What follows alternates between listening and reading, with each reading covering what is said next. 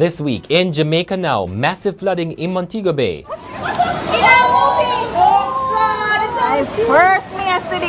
Businesses, houses, streets and more than 50 cars flooded in the western city after receiving 1 month's rainfall in just 3 hours. God is tired of the bloodshed. Let in city. A brutal beating. Westmoreland mother featured in 6-minute video facing criminal charges for abusing her 4-year-old child. Ninja Man, his son, and another man found guilty of an 8-year-old murder. 4 killed, several others injured in a night of shootings in St. James. Government passes controversial NIDS bill leaving stakeholders stunned. And Prime Minister says no mining in the Cockpit Country. I'm Damian Mitchell and this is Jamaica Now.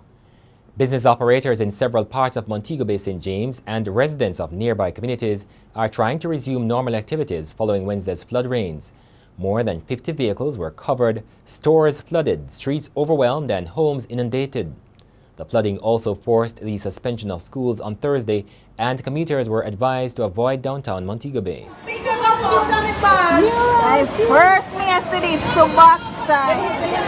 God, people in the movie. Mr. One carrot to me. Bust on glass. Bust on glass and come out. The Met Service says in just 4 hours, Montego Bay received more than 3 inches of rainfall. That's what it usually gets in a month. Something like this happened before in 1963. Yeah, man, 63.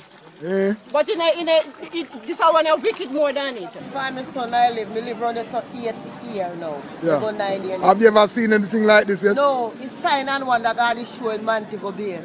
God is tired of the bloodshed. Let in city.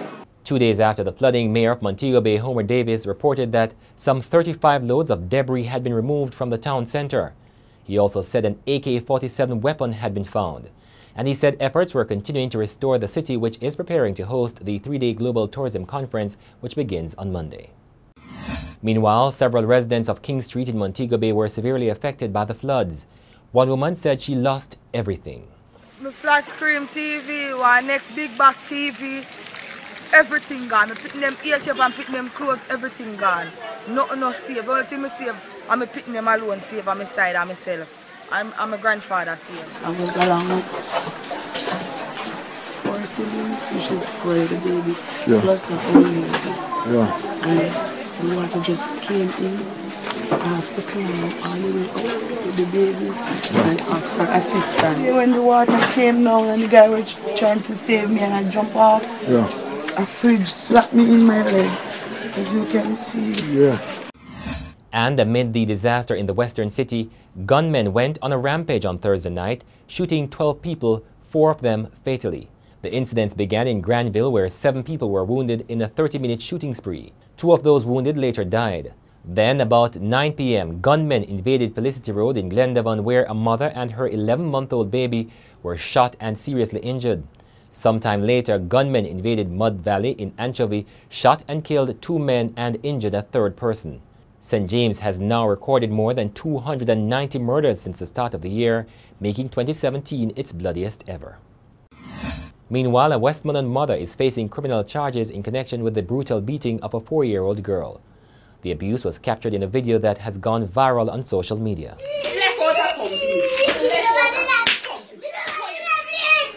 In the video, which is just over 6 minutes long, as the mother spanked the child, another was heard detailing her misbehavior in class. When the mother took a break from the beating, she poked and pinched the child and slapped her in the face, telling her that she must behave in school.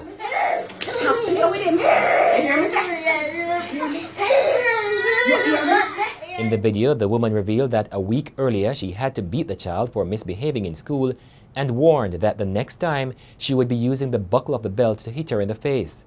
The Child Protection and Family Services Agency says it will be recommending that the woman face criminal charges. Dancehall entertainer Desmond Ballantyne, also called Ninja Man, his son Janelle and another man, Dennis Clayton, are to be sentenced on December 15 for the 2009 murder of Ricardo Johnson, known as Ricky Trooper, on Mall Road in Kingston. The 3 were found guilty by a 7-member jury on Monday. It was a hard case. It was a difficult case. Circumstantial evidence cases are never easy. There were critical issues of law that the Crown had to make sure that they did their research to be able to convince the court that certainly in respect of Dennis Clayton, that there was a case for him to go to the jury. Because remember, he was always armed with a machete. But the Crown had to prove that there was a common design to cause serious bodily harm to Mr. Johnson, and that in pursuance of this common design, all three were culpable. The Andrew Holness-led government, in the absence of opposition members, on Tuesday passed into law the controversial National Identification System NIDS bill. The opposition members had failed to return to the House after a suspension that was called to ease rising tension. During the break, opposition leader Dr. Peter Phillips told a news conference that his side would not continue the sitting. Prime Minister Holness, who had earlier piloted the NIDS bill, had asked that the proposed law be considered at a later date. However, Phillips moved a motion calling for the bill to be withdrawn and referred to a joint select committee for further review. This triggered an extended debate over parliamentary rules, which led Acting House Leader Everard Warmington to ask for a suspension of the sitting. As the Parliament became chaotic, the House Speaker called for a suspension, and on resumption, in the absence of the opposition, the government went ahead and passed the bill, stunning stakeholders. Contractor General Dirk Harrison has recommended that the Director of Public Prosecutions pursue criminal investigations against a number of persons in relation to the award of contracts in the St. Anne South East constituency represented in Parliament by Lisa Hanna. The report on the Contractor General's probe, which began in 2015, was tabled in the House of Representatives on Tuesday.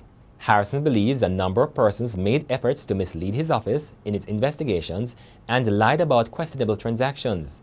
He wants the DPP to investigate the actions of the Office of the MP, all councillors in the Municipal Corporation of St. Anne, and the contractors involved in the questionable contracts.